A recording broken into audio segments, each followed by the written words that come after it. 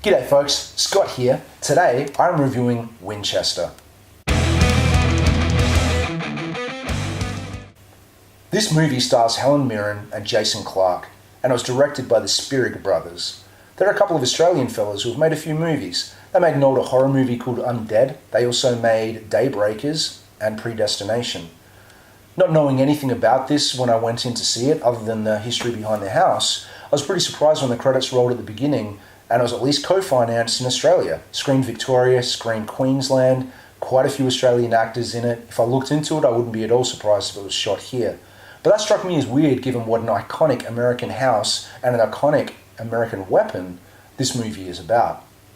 So for those of you who don't know anything about the Winchester Mansion, you should definitely check it out. There's YouTube documentaries that could describe it way better than I will. But in short, the guy who invented the Winchester rifle, that gun with the click thing that basically won the Civil War, he died way back in the day, late 1800s. He left his wife millions of dollars in inheritance and about $1,000 a week in revenue from the sales of those firearms. She was at least half owner in the company.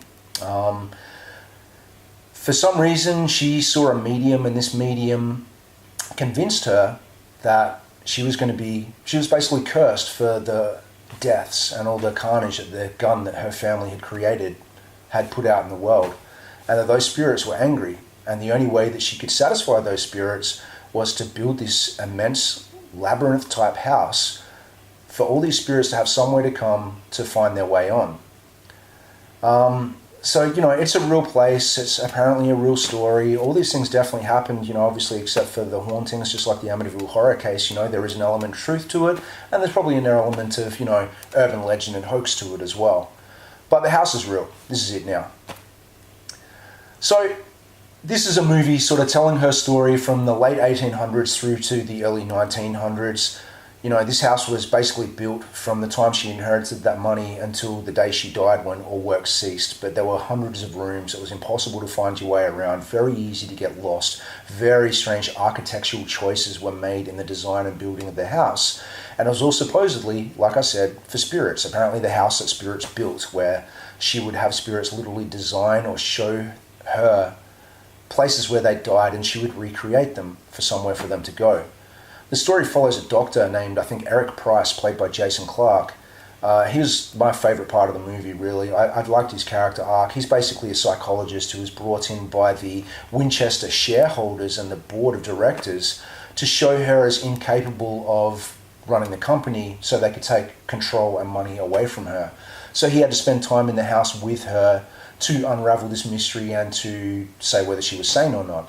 I don't know whether any of that's true or whether that was written for the movie, but it was a pretty cool story, and he was the most interesting part of it.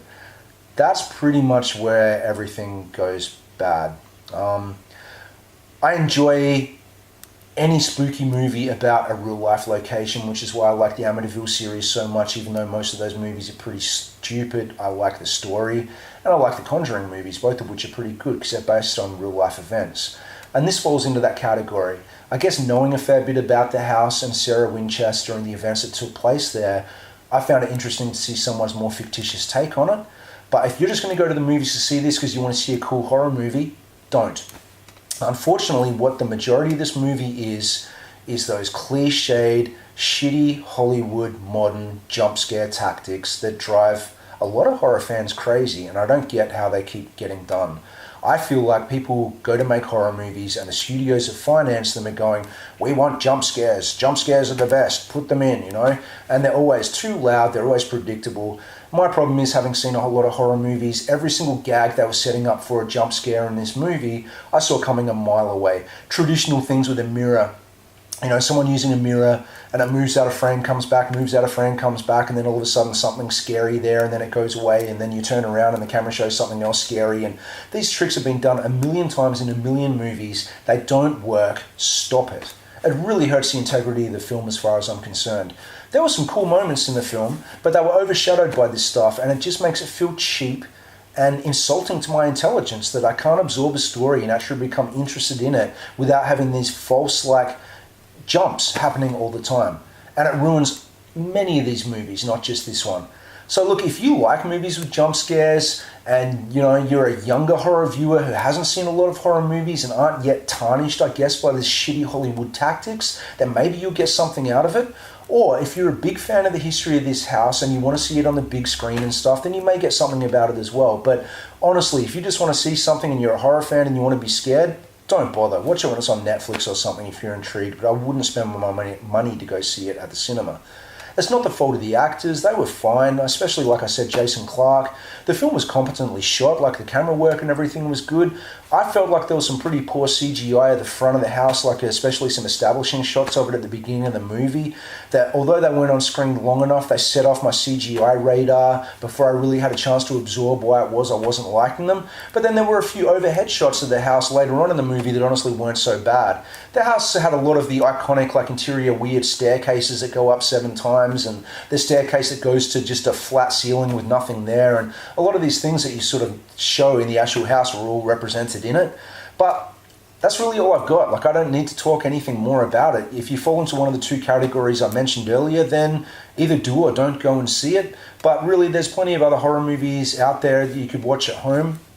And, I think Hollywood need to learn, unfortunately, by people stopping and seeing these kind of jump scare based movies, that we're over it and they need to move on and find a new tactic.